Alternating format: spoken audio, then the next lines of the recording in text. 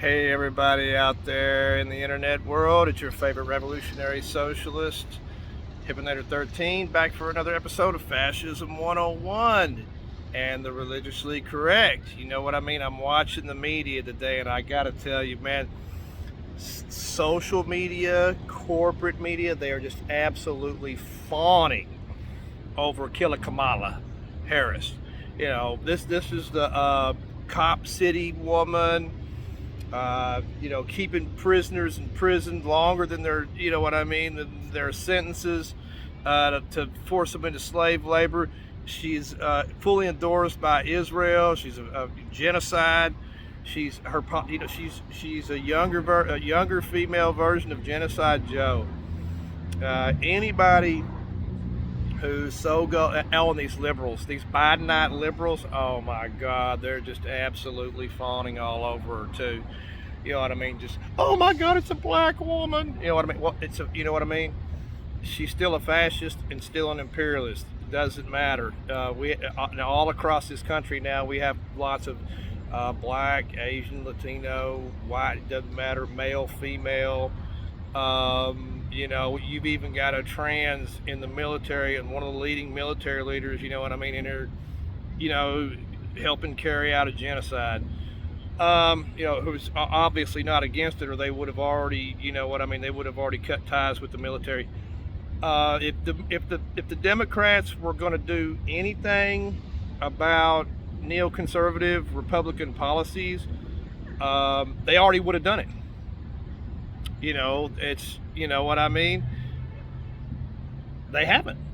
Why haven't they? They haven't opposed neoconservatives, wackadoodle, religiously correct Republicans. These radicalized right-wing extremists who have been at both parties have really been they have the media is nothing but a revolving door for Wall Street to install their political puppets, both parties, and gatekeep from socialists or leftists or anybody who would challenge capitalism and corporate dominance.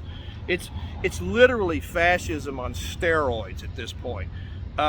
Mussolini defined fascism as the merger of the corporation and state, and that's exactly what he did. He brought in all the corporations. Not only did he bring in all the corporations, but he signed a treaty with the Roman Catholic Church to have their military come in and fight the workforce. Because the workforce was, these corporations, they're doing the same thing that they're doing here in America now, operating naked fascism here at home, and imperialism, genocide abroad.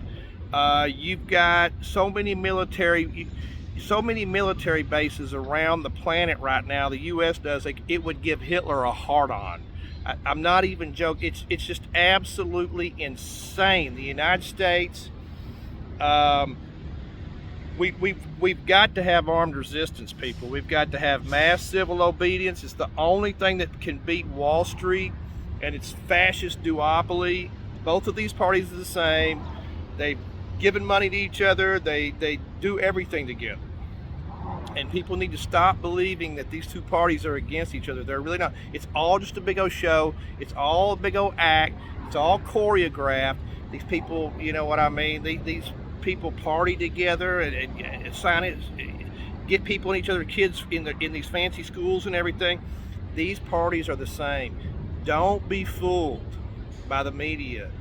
All right, everybody.